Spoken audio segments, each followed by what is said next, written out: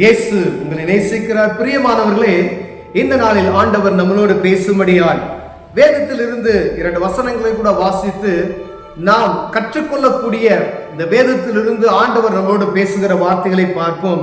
அது 2 சாமுவேலின் புஸ்தகம் 21வது அதிகாரம் 1வது வசனம் இப்படியாக சொல்லுகிறது. தாவீதின் நாட்களில் 3 வருஷம் ஓயாத பஞ்சம் உண்டாயிருந்தது. அப்பொழுது தாவீது கர்த்தருடைய சமூகத்தில் விசாரித்தான்.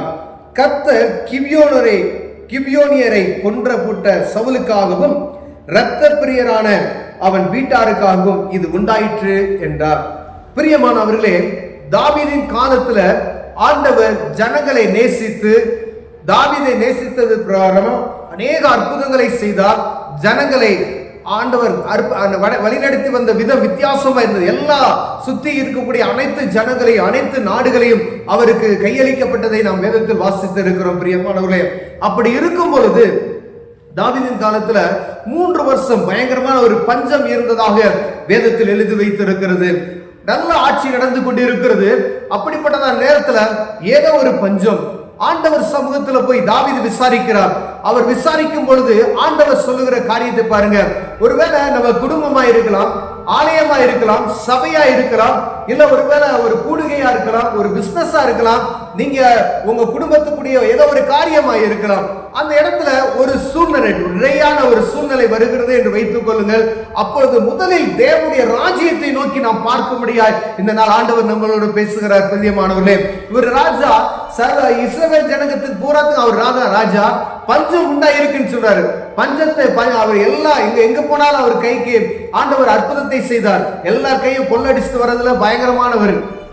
பக்கத்துல எந்த நாட்டுக்கு போனாலும் அதை என்ன செஞ்சிருவாரு, கைப்படுத்திட்டு வந்துடும். அப்படிப்பட்ட நாட்கள்ல ஒரு பஞ்சம் உண்டாயிருக்கிறது. பாருங்க, ஒருவேளை நீங்க எல்லா வசதி வாய்ப்புகளும் இருக்கும், எல்லாம் சரியான முறையில் நடக்கும், ஆண்டவருக்கு செய்ய வேண்டிய காரியத்தை எல்லாம் நீங்க செய்து கொண்டிருப்பீங்க. அப்படி எல்லா சூழ்நிலையும் நம்முடைய ஆவிக்குரிய வாழ்க்கை சரியா இருக்கிற நேரத்துல ஏதோ ஒரு பஞ்சம், ஏதோ ஒரு ட்ரையான ஒரு சூழ்நிலை நமக்கு காணப்படுகிறது என்றால் முதல்ல தேவனை நோக்கி நாம் பார்க்கணும். ஆண்டவரே, இந்த காரியம் எதற்காக வருகிறது என்று தாவீது பாருங்க இந்த இடத்துல தேவனை நோக்கி பார்க்க கர்த்தரிடத்தில் அவர் சமூகத்தில் விசாரிக்கிறார். விசாரிச்சதை சொல்றார், கிபியோனியர் நிமித்தமாய், கர்த்தர் கிபியோனி நிமித்தமாய் சவுல் அவருடைய காரியங்கள், இரத்த பிரியரான சவுலுடைய குடும்பத்தின் நிமித்தமாய் இது வந்தது அப்படின்னு சொல்லி ஆண்டவர் இஸ்ரவேல் ஜனங்களை வழிநடத்தி வரும் பொழுது சில காரியங்கள் ஆண்டவர் இதை செய்யாத, இவங்களை கொண்டு போட்டு இவங்களை கொல்லாத, இவங்களை இந்த பொருளை நீ ஆலயத்துக்கு வைத்துக்கொள், இதை நீ வச்சுக்க, இதெல்லாம் சாபத்தினால் அக்கினினால் எரிச்சு போட்டு அப்படி சில காரியங்களை இந்த பின்னாடி நம்ம அந்த ஒவ்வொரு அதிகாரத்தையும் வாசிக்கும் பொழுது நம்ம அறிந்திருக்கிறோம். பிரியமானவர்களே, அப்படி வருகிற பொழுது இந்த கிபியோனியருக்கு அவங்க என்ன செய்யறாங்க, வாக்கு பண்ணி கொடுக்கிறாங்க.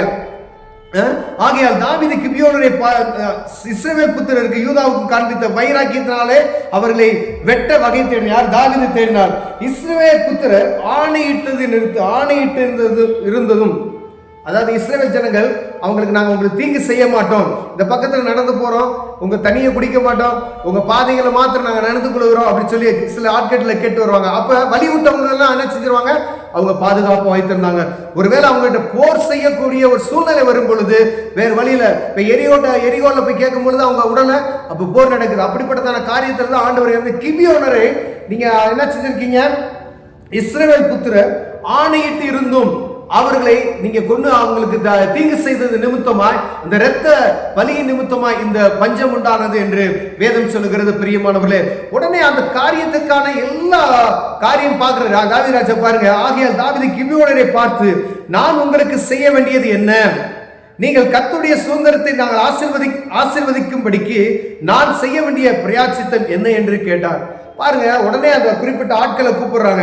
ஒருவேளை அவரை கூப்பிட்டு இந்த காரியத்துல ஆண்டவர் என்னை ஆசீர்வதிக்கிறதுக்கு தடையா இருக்கிற ஆண்டவருடைய சுதந்திரம், அதை ஆசீர்வதிக்கிறதுக்கு நீங்க தடையா இருக்கிறீங்க, அதுக்கு நான் என்ன செய்யணும்னு சொல்லி கேட்கிறார். ஒருவேளை உங்க குடும்பத்துல ஏதோ ஒரு மனச்சஞ்சலத்துல இருக்கலாம், உங்க சகோதரர் இருக்கலாம், உங்க இனத்தாரா இருக்கலாம், ஏதோ ஒரு குடும்பத்துல ஒரு சமாதான குறைச்சலா இருக்கலாம், இல்ல ஏதோ ஒரு ஊழியக்காரரை நீங்க சமாதானமற்ற முறையில பேசி இருக்கலாம், ஏதோ ஒரு ஊழியக்காரர் உங்க இருதயத்துல ஒரு பாரத்துல நீங்க வைத்திருக்கலாம். அப்படி உதாரணத்துக்கு இதை சொல்லுகிறேன். ஆண்டவர் அப்படி ஒருவேளை இருக்குமே ஆனால் தாவீது விசாரித்தது போல ஆண்டவர் சமூகத்தில் விசாரித்தது அறிந்து கொண்டு உடனே அவர்களை கூப்பிட்டு நான் ஒப்புரவாகும்படிக்கு என்ன செய்யணும்னு சொல்லி அதை கேட்கிறார். பிரியமானவர்களே, அப்படி நீங்க செய்யும் போது ஆண்டவர் என்ன செய்வார்? அது கனப்படுத்துவார். அந்த பஞ்சத்தை மாற்றுவதற்கு ஆண்டவர் வழிவகுக்கிறது பாருங்க. அதுல நீங்க நம்ம 14வது வருஷம் கடைசி அந்த பகுதியை வாசித்தோம். அதற்கு பின்பு தேவன் தேசத்திற்காக செய்யப்பட்ட வேண்டுதலை கேட்டறினார். அற்புதம் உடனே நடக்குது பாருங்க. தாவீது அவங்ககிட்ட கேட்கிறாரு. அவங்க என்ன செய்ய சொன்னாங்களோ அந்த காரியத்தெல்லாம் செஞ்சு முடிச்சதுமே ஆண்டவர் தேசத்துக்காக ஜெபிக்கிற ஜெபத்தை என்ன செஞ்சாரா? கேட்டார். அதே போலதான் நம்முடைய குடும்பத்துல அநேக நாட்கள் ஒரு காரியத்துக்காக நம்ம ஜெபம் பண்ணி கொண்டு இருப்போம். ஒருவேளை சபை கட்டுவதற்காக அநேக நாள் பிரயாசப்பட்டு கொண்டு இருப்போம். அநேக நாள் ஒரு வீடு கட்டுவதற்காக பிரயாசப்பட்டு கொண்டு இருப்போம். அநேக நாள் ஒரு ஜனத்திற்காக இவ்வளவு ஆத்மா எனக்கு வேணும்னு சொல்லி நம்ம பிரயாசப்பட்டு கொண்டு இருப்போம். ஆனா அது வாழ்க்கையில நடக்காம போயிடும்.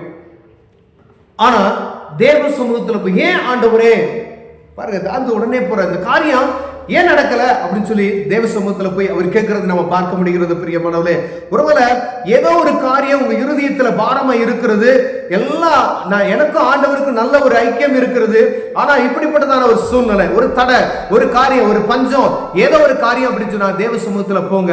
அதை குறித்து ஆண்டவர் உங்களோடு பேசின உடனே சம்பந்தப்பட்ட அந்த ஆட்களா இருந்தாலும், அதிகாரியா இருந்தாலும், போதகராக இருந்தாலும், மெய்ப்பர்களாக இருந்தாலும், விசுவாசியாக இருந்தாலும் அவர்கள்ட்ட நீங்க ஒப்புரவாகி நான் உங்களுக்கு என்ன செய்யணும்னு சொல்லி அதை கேட்டு அவருக்கு செய்ய வேண்டிய காரியத்தை செய்வோமானால் ஆண்டவர் நம்முடைய ஜெபத்தை கேட்டு ஒரு பெரிய அற்புதத்தை செய்வார். அதற்கு பின்புதான் நாம் என்ன செய்யலாம்? உங்க சபையா இருந்தா ஒரு ஆசீர்வாதத்தை பார்ப்பீங்க.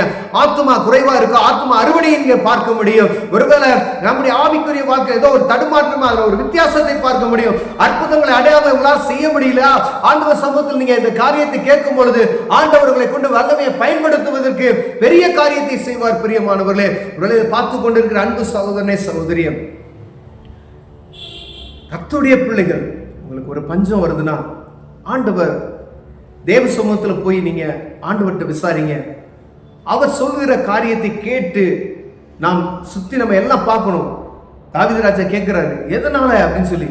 அந்த கிபியோனியர் நிமித்தமா இது வந்துச்சு அப்படின்னு சொன்னதுமே அவர்களை கூப்பிட்டு அவர்கிட்ட அந்த காரியத்தை எல்லாம் முடித்து அவர்களுக்கு செய்ய வேண்டிய காரியத்தை செய்த உடனே தேசத்துக்கு எடுத்து ஜெபம் என்ன செஞ்சிருச்சு. அப்ப நம்ம அந்த மாதிரி ஒரு குறைச்சல் உள்ளார காணப்பட்ட அந்த காரியத்தை நம்ம செய்தோமானால் ஆண்டவர் நம்ம ஜெபத்தை கேட்டு அற்புதம் செய்வார். பிரியமான கண்களை போடுவோம், ஜெபம் செய்வோம். அன்பின் தகப்பனே, அருமையான நாலு காலை வேலைக்காய் ஸ்தோத்திரம் ஆண்டவரே. ஏசப்பா ஆண்டவரே, ஏதாவது ஆண்டவரே எங்க இருதயத்துல ஆண்டவர் நாங்கள் குறைச்சல் உள்ளவர்களாய் காணப்பட்டால், யாருக்கு தவறு தீங்கு செய்திருந்தோம் ஆனால் எங்க வாழ்க்கையில இப்படிப்பட்டதான வறண்ட ஒரு சூழ்நிலை ஆண்டவரே, அநேக நாட்கள் ஜெபித்தும் ஒரு காரியம் நடக்கல அப்படின்னா ஆண்டவரே நோக்கி நாங்க பார்க்கிறோயா.